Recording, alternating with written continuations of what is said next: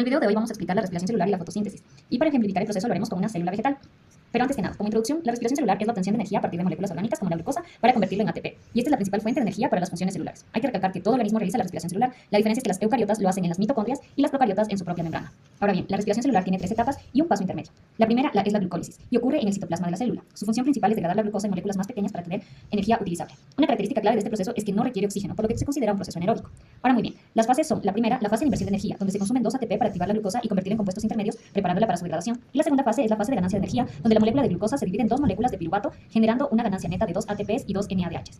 Entonces, como productos finales, tenemos que por cada molécula de glucosa que entra, se obtienen 2 piruvatos que pueden entrar al ciclo de Krebs si hay oxígeno o fermentarse si no hay oxígeno.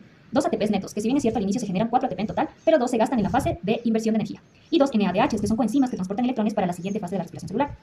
Antes de la siguiente etapa viene un paso intermedio, ya que los 2 piruvatos son transportados por transporte activo desde el citoplasma hasta la matriz mitocondrial. Una vez dentro de la mitocondria, cada piruvato sufre una descarboxilización oxidativa, en la cual se elimina un átomo de carbono en forma de dióxido de carbono, se reduce un NAD a NADH, lo que almacena energía en forma de electrones, y queda un piruvato que se une a la coenzima ACoA, formando como producto final acetil-CoA. Entonces tenemos como productos finales 2 acetil-CoA, 2 NADH y 2 dióxidos de carbono que se pueden liberar como productos de desecho. El ciclo de Krebs es la segunda etapa de la respiración celular y ocurre en la matriz mitocondrial. Aunque no usa oxígeno directamente, se considera un proceso aeróbico porque depende de la disponibilidad de NAD y FAD, que solo pueden regenerarse si hay oxígeno en la cadena de transporte electrónico. El objetivo principal es completar la oxidación del acetil-CoA para obtener energía en forma de NADH y FADH, que transportarán electrones a la siguiente etapa para la producción masiva del ATP. Ahora, como productos del ciclo de Krebs tenemos que por cada acetil-CoA, o sea, una vuelta de ciclo, obtenemos 3 NADH, un FADH y un ATP, y 2 dióxidos de carbono. Como por cada glucosa se generan 2 acetil-CoA, el ciclo ocurre 2 veces, por lo que el balance total por cada ciclo es 2 ATP, 6 NADH, 2 FADH y 4 dióxidos de carbono. Finalmente, la tercera etapa de la respiración celular es la cadena de transporte de electrones y la quimiosmiosis, un proceso que ocurre en la membrana mitocondrial interna y que requiere oxígeno, por lo que es una fase aeróbica. Su función principal es generar ATP, la principal fuente de energía de la célula. En esta etapa, los electrones transportados por NADH y FADH son transferidos a una serie de proteínas transportadoras, a través de las cuales van saltando, liberando energía en cada paso. Esta energía es utilizada para bombear protones desde la matriz mitocondrial hacia el espacio intermembrana, creando así una gradiente electroquímica que almacena energía potencial. La acumulación de protones en el espacio intermembrana genera una diferencia de concentración que impulsa su retorno a la matriz mitocondrial a través de la enzima ATP sintasa, un canal especializado que convierte esta energía en la síntesis de ATP en un proceso llamado fosforilación oxidativa. Finalmente, los electrones junto con los protones se combinan con el oxígeno para formar agua, asegurándose el funcionamiento continuo de la cadena de transporte de electrones.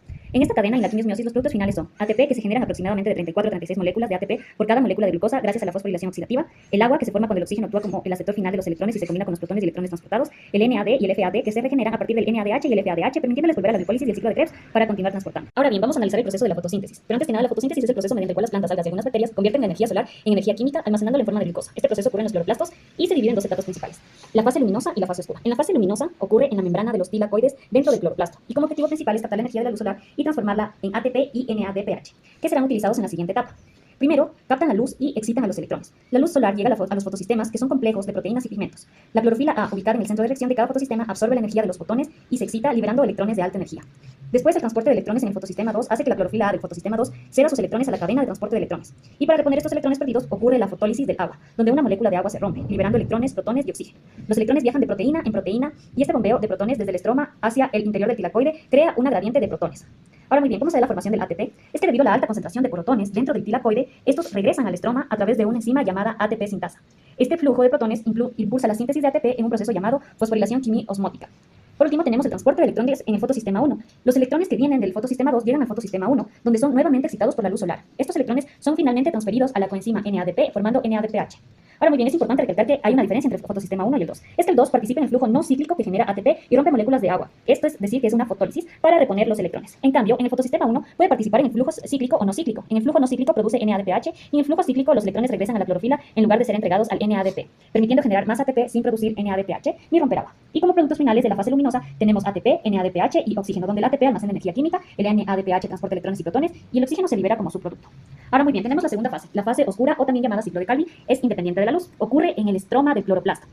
En este, el objetivo principal es utilizar el ATP y el NADPH, generando en la fase luminosa para fijar dióxido de carbono y sintetizar glucosa. Ahora muy bien, en el proceso, lo que primero sucede es que hay una fijación de dióxido de carbono y la enzima de Rubisco captura moléculas de dióxido de carbono y las une a una ribolosa 1,5 fosfato, formando compuestos inestables de 6 carbonos que se dividen en 2 moléculas de 3 fosfoglicerato.